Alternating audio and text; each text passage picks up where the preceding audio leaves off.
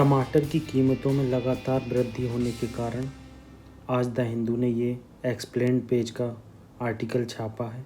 तो इसमें मैंने इम्पॉर्टेंट पॉइंट जो हैं आज उससे रिलेटेड उसको डिस्कशन में लाया हूँ।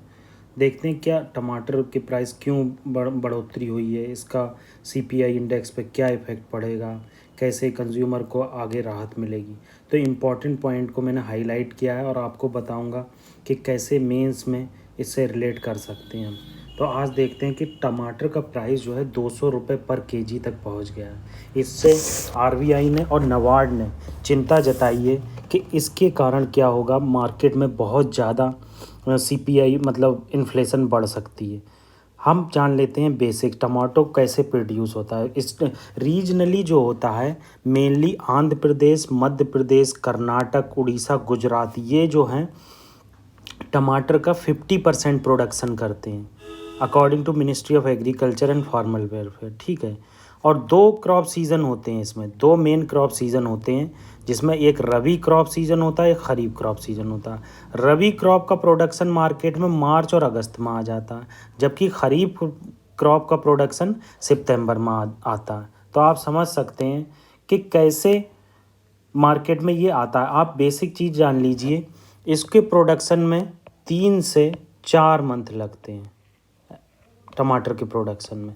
ये बेसिक चीज़ें हैं कि टमाटर के प्रोडक्शन में कितने डेज़ में होता है, टमाटर के पौधे की हाइट कितनी होती है, टमाटर में कौन कौन से सीज़न में होता है। कभी कभी प्रीलिम्स में पूछ लेता है क्या टमाटर जो है एक ही क्रॉप एक ही सीज़न में होता है, टमाटर जो रबी सीज़न होता है, और उस एक सीज़न होने की वजह से टमाटर की कमी हो जाती। गलत हो जाएगा वहीं ऑप्शन।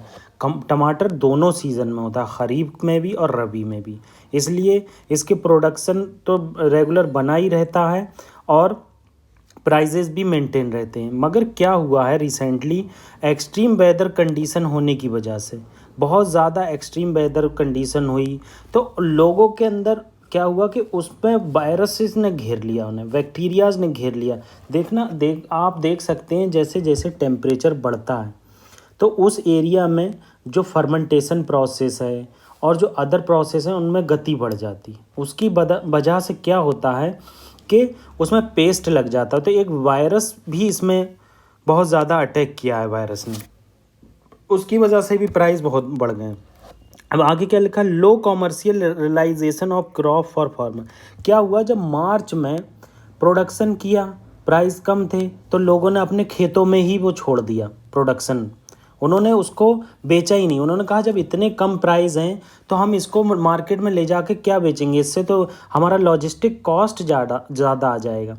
तो इसलिए उन्होंने क्या किया, उस प्रोडक्शन को अपने खेतों में ही छोड़ दिया। और खेतों में छोड़ने की वजह से क्या हुआ कि अगले सीज़न में जो क्रॉप बोने वाली थी, मतलब आपके खरीफ सीज़न में जो क्रॉप बोना थी, उस पर किसानों ने ध्यान ही नहीं दिया। तो यहाँ पर 2 चीज़ें बहुत इंपॉर्टेंट है कि एक्सट्रीम वेदर कंडीशन और low commercial realisation of crop for farmer. उन्हें रियलाइजेशन ही नहीं हुआ कि आगे इसका प्राइस बढ़ जाएगा, हमें यही क्रॉप करना चाहिए, क्योंकि किसानों के पास इतने स्टैटिक्स नहीं होते हैं, किसानों के पास साइंटिफिक नॉलेज नहीं होती है, किसानों के पास एजुकेशन का अभाव होता है। ये जो मैं वर्ड बोल रहा हूँ ये मेंस पॉइंट ऑफ व्यू से आपके लिए बहुत इम्पॉर्टेंट है कि कैसे साइंटिफिकली वो एनालिसिस नहीं कर पाते हैं किसान, कैसे उन्हें किसान कस्टमर सेंटर जो है हेल्प नहीं पहुंच पा रही है, उन्हें पता नहीं चल पा रहा है एक्सट्रीम वेदर इवेंट कब उन्हें नुकसान पहुंचाएगा। ठीक है। अब इन्होंने फिर वही बात कही है, heat wave and high temperature ने क्या किया, मानसून को डिले कर दिया। और डिले करने के कारण क्या हुआ कि टमाटर की फसल पे बहुत ज़्यादा इफ़ेक्ट पड़ा। ठीक है। अब मैंने बताया था पेस्ट का अटैक हुआ हीट वेव की वजह से, आप ये देख लीजिए। अब आगे क्या हुआ, आगे देखते हैं कि दूसरी क्रॉप आने की वजह से, दूसरी क्रॉप मैंने आपको बताया नहीं, दूसरी क्रॉप आ ही नहीं पाई, उसमें ज़्यादा प्रोडक्शन ही नहीं हुआ, उसकी वजह से क्रॉप का प्रोडक्शन घट गया, इसीलिए से डिमांड ज़्यादा हो गई और प्राइस जो है बहुत ज़्यादा बढ़ गए। ठीक है। लोग क्या हुआ, जब उन्हें घाटा हुआ तो वो शिफ्ट कर गए बीन्स की तरफ, हायर प्राइस उसके क्या होता है, मटर का प्राइस ज़्यादा मिलता।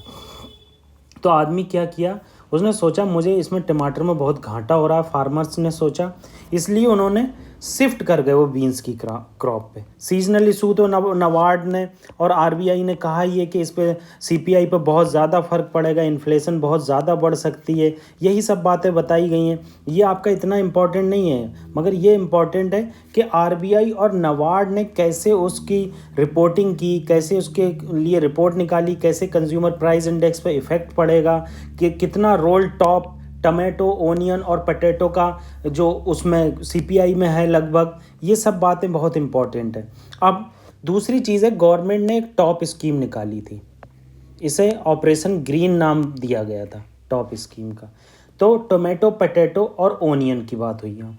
एक्चुअली ये स्कीम इसलिए निकाली गई थी, ये जो टमाटो होते हैं, ओनियन होते हैं और पोटैटो होते हैं, ये पेरिसेबल होते हैं, मतलब ये ईजिली पेरिस हो जाते हैं, उनको उनके सप्लाई मतलब पेरिस का मतलब ख़राब हो जाते हैं, उनको जल्दी सप्लाई चेन चाहिए होती, जल्दी उसे रिसोर्स तक मतलब जल्दी डेस्टिनेशन तक पहुंचना होना चाहिए। तो इसलिए गवर्नमेंट ने इसके लिए बहुत सारे लॉजिस्टिक चैलेंजेस को पकड़ा है, ट्रांसपोर्ट सेक्टर को पकड़ा है, और प्राइवेट सेक्टर का क्या रोल हो सकता है, गवर्नमेंट सेक्टर का क्या रोल हो सकता है, इस चीज़ में इस पर काफ़ी वर्क किया है इन्होंने।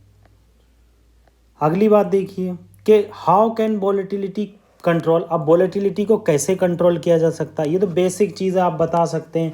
पॉलिसी मेकिंग जो है ग्रास रूट लेवल तक पहुंचाई जाए, पॉलिसी मेकर्स को फार्मर से मिलना चाहिए, उनकी क्या प्रॉब्लम है वो देखना चाहिए, सप्लाई चेन में क्या प्रॉब्लम है, कैसे वैल्यू को इम्प्रूव किया जा सकता है, पेरिसेबल को कैसे इम्पेरिसेबल बनाया जा सकता है, उसमें हाईली वैल्यू एडिशन किया जा सकता है, ये सब बातें इसमें बताई गई, प्रोसेसिंग बताई गई, ये सब चीज़ें उसमें बताया गया कि कैसे आपको पेरिसेबल आइटम को कम से कम समय में डेस्टिनेशन तक पहुंचाना है, किसानों की हेल्प करना है, उन्हें जागरूक करना है कि कब इसका प्राइस बढ़ेगा, ये सब बातें बताई। तो ओवरऑल आर्टिकल यही कहना चाह रहा है, 2-3 मेन पॉइंट हैं, आप इसमें ये 2-3 पॉइंट जान लीजिए। पहला, पॉलिसी मेकिंग। दूसरा, पेरिसेबल आइटम को डेस्टिनेशन तक अच्छे से जल्दी से ले जाना, लॉजिस्टिक चैलेंजेस को कवर करना, ठीक है, और जो इसकी कॉस्ट है इसको मेंटेन करना है, और ये सब चीज़ें हैं ईटीसी।